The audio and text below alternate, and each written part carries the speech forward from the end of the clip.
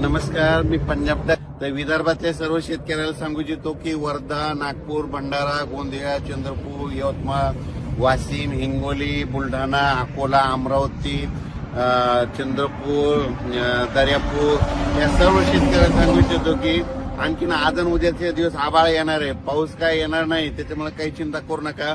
तुम्ही तुमचा हरभरा काढू शकता, गहू काढू शकता, कांदे काढू शकता. सध्या आता वातावरण नाही, 1 तारखेच्या नंतर एकदम मग वातावरण निरभ्र होईल, मग आकाशामध्ये ढग देखील दिसणार नाही 1 मार्चच्या नंतर.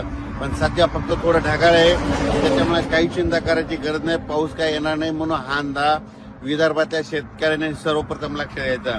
त्याच्यानंतर सर्व शेतकऱ्याला सांगू इच्छितो की आता 20 मार्च पर्यंत म्हणजे 20 मार्च 2026 पर्यंत तुम्ही तुमचे हरभरे काढू शकता.